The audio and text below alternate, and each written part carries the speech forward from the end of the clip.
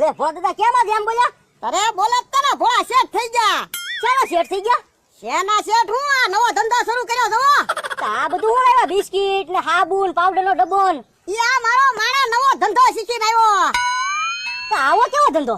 એ મમરાભાઈ 10 રૂપિયાના આ રીંગના 2 ઘા કરવાના, જે વસ્તુ પર આવે એ વસ્તુ તમારી. તો લાય ને હું ઘા કરી દો. લાય પેલા 10 રૂપિયા તો લાવો પછી ઘા કરો. આપું છું ભોળા દાદા.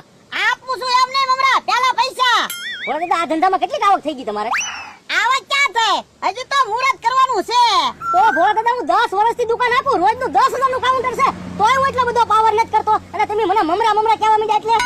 ઈ આ મમરાભાઈ ઈ એમ કહેતા તમે ભોળા શેઠ થઈ ગયા એટલે મને હવા આવી ગઈ. નકર તમને તો ખબર ને તમે મને મારો ને તોય હું કોઈ દે હવા કરું. એ મમરાભાઈ હવે વાતો નથી કરવી, 10 રૂપિયા આપો ને રીંગના 2 ઘા કરો.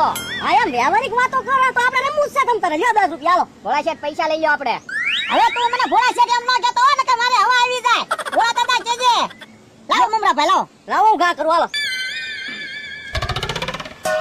આવી જાય લાવો હાલો. એ મમરાભાઈ એમ ઘા ન કરવાનો હોય, પણ આ ઉભા રહ્યો, આ ઘા થોડાક ને ત્યાંથી ઘા કરો રીંગનો. તમે તો રીંગ મૂકી દીધી. લાઈતો રિંગ લાઈતો ઉભા રહો મમરાભાઈ, આ લીટો કરું ને નથી ઘા કરવાનો. તો એમ પહેલા કેવું જોવે ને તમારે? હું તો હજી 2 ઘા કરી છું તો. હા હા તમ તાર 2 ઘા કરવાના. આવી જ ન આવી? ઈ નહીં હાલે મમરાભાઈ, હાબુને અડેલી છે હજી રીંગ. તો હાબુ વચમાં જ આવવું જોવે. તો હા તો લાવો, અમારે તો પાસ ગયા. લ્યો મમરાભાઈ. આવી ગયા ને 10 રૂપિયા. આવી જાઓ. મમરાભાઈ હજી આપો 10 રૂપિયા, રમો તમ તારા, મજા આવશે. આમ તો તમે મારા બધા પૈસા લઈ જાઓ, મારે કઈક વિચારવું જો હે. 2 ઘા ફેલ છે ને 10 રૂપિયા ગયા. બકુલભાઈ ફોન કરવા દે. હા બકુડાને ફોન કરો, એને રમવા બોલાવો અહીંયા. હા બકુલભાઈ ક્યાં છો?